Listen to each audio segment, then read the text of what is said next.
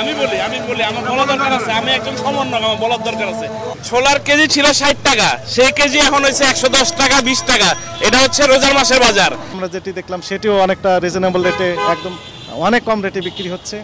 তো শাকসবজি থেকে শুরু করে সব কিছু পণ্যেরই মূলত এখন স্বস্তিকর অবস্থা বিরাজ করছে।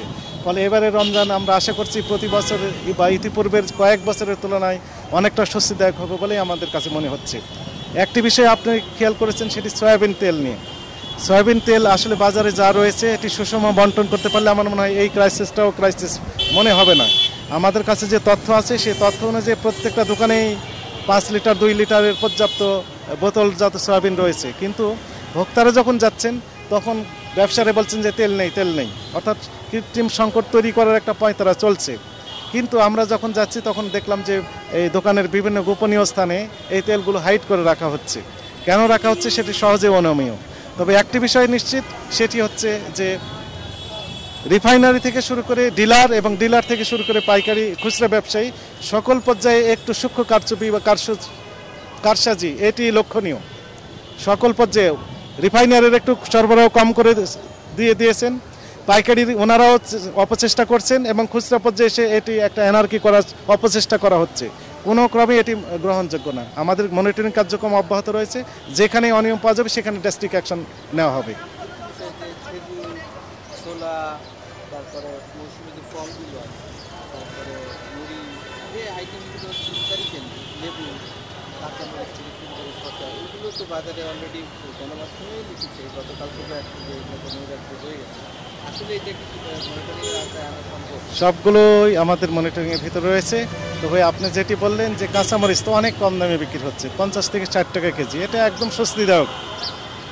শসা 40 টাকা কেজি যদি বিক্রি হয় এটিও অনেকটা স্বস্তিদায়ক বলা যায়। কিন্তু ইতিপূর্বে রমজানের তুলনায় এবারে রমজান অনেকটাই কম দামে বিক্রি হচ্ছে। আপনি একটা বিষয় শুধু বলতে পারবেন নেগেটিভ সাইড, সেটি কি আমরা বললাম যে লেবু এটি আজকে না, এটি আরও কয়েকদিন আগে থেকেই মূলত দাম একটু বেশি, এবং এটি অনুসন্ধান করে আপনি দেখবেন যে আসলে সিজন না, এটি লেবুর আসলে সিজন না। আনসিজনে যদি আমরা এই পণ্যটি চাই স্বাভাবিকভাবে দাম একটু বেশি হবে, লেবুর রসটাও একটু কম। এখন যদি আপনি আমাকে বলেন যে লেবুর রস বেশি করে নিয়ে এসে দেন, এটি কি সম্ভব? সরকারের পক্ষে সম্ভব না। সবাইকে যৌক্তিক বিবেচনা রেখেই মূলত এই পণ্যর চাহিদা যোগান এই সব কিছু বিবেচনা করেই আমাদের এই সব কিছু নিয়ন্ত্রণ করা বা নিয়ন্ত্রণের যে কার্যক্রম সেটি পরিচালনা করতে হবে। কাঁচা বাজারের স্বস্তি যেটা বললেন সেটা ঠিক আছে, গণমাধ্যমেও তাই কিন্তু আমি বললাম যে রমজানকে গুরুত্ব করে যে পণ্যগুলো আমাদের লাগে সেইগুলো তো গত 3 দিনের পণ্য আজকে তো অনেক বেশি বিক্রি করছে আমাদের। এখন আপনারা কি দেখছেন?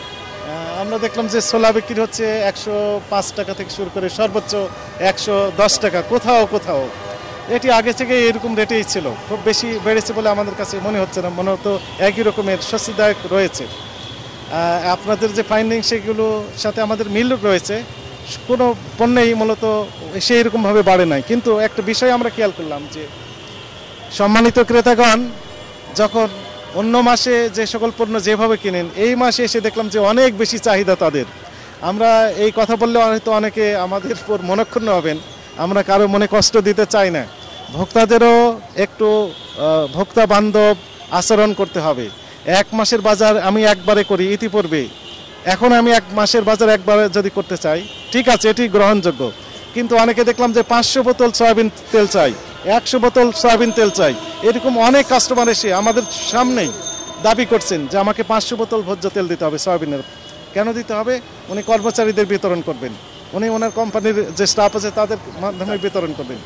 আপনি জানেন যে একসাথে যদি 500 বোতল করে কয়েকজন কিনেন, স্বাভাবিকভাবে কী হবে, একটা কৃত্রিম ক্রাইসিস তৈরি হওয়ার আশঙ্কা রয়েছে। আমরা উদাত্ত আহ্বান জানাবো সম্মানিত ক্রেতাদের প্রতি যে মাসের বাজার একবারে না করে আপনি একটু ইনস্টলমেন্ট অর্থাৎ কিস্তিতে কিনেন, অর্থাৎ এক সপ্তাহের বাজার যদি আমি একসাথে করি তাহলে কি হবে, চাপটা কম সৃষ্টি হবে। Thank you. আমি বলি আমার বলা দরকার আছে, আমি একজন সমন্বয়ক, আমার বলার দরকার আছে। ছোলার কেজি ছিল 60 টাকা, সেই কেজি এখন হয়েছে 110 টাকা 20 টাকা। এটা হচ্ছে রোজার মাসের বাজার। আমাদেরকে ইউনূস সরকার বলেছিল যে রোজার বাজারে অন্তত তারা দামটা কমায় রাখবে, কিন্তু রোজা শুরু হয়েছে, কোনো ধরনের কোনো মনিটরিং নাই, কোনো ধরনের কোনো কেউ নাই যে বাজারটা কন্ট্রোল করবে। যে যার মতো দাম পাইতেছে বাড়াই দিতেছে, এটা তো যেমনটা ছিল তেমনই হইলো। যা ছিল আগে তাই হলো। আলুর কেজি, পেঁয়াজের কেজি 2 টাকা 4 টাকা কমায় তো কম তো করা যায় না, এগুলো তো বাড়তেই থাকে দাম। যারা রোজার বাজার করবে, ইফতার করবে, তারা কি দিয়ে করবে? এটা বাড়তেই আছে দাম। যে কোনো দেশে রোজার আগে সবকিছুর দাম কমায় দেয়। খেজুর ব্যবসা নিয়ে একটা দালালি চলতেছে এখানে, ওখানে কেউ ভিডিও করে না। সিন্ডিকেট, বড় সিন্ডিকেট এটা। এই সিন্ডিকেট ভাঙতে পারবো না, যত বড় বড় রাঘব বল আছে সবাই এটার সাথে জড়িত। সিন্ডিকেট ভাঙে হতে দিব, সাধারণ মানুষ খাইতে পারবো। এখন তো বলার দাম বেশি, নিম্নবিত্ত মানুষরা খাইতে পারে না। যাকে অবৈধ টাকা আছে এরা খাইতে পারে, আর মধ্যস্থ যারা আছে এরা অল্প কিনে, যারা 1 কেজি কিনবে না 250 গ্রাম কিনে। ঠিক আছে, পরিস্থিতি মোটামুটি স্বাভাবিকই মনে হচ্ছে। কিছুটা ডিফারেন্স দেখা যায়, 300 থাকলে 280 এরকম করে, বেশি একটা না। মানে কি বাড়তির দিকে না কম?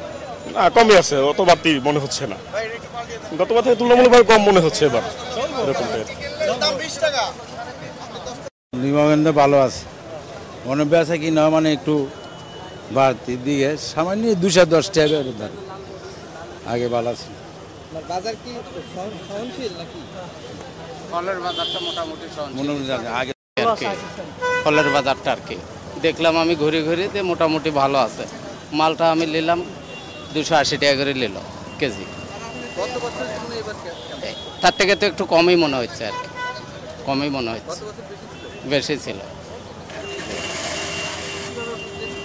গতবার আমরা বাজার করছি না, ওই হিসাবে বুঝলাম, মানে ফল আমদানিটাও মোটামুটি দেখছি বেশি, এটা আর কি।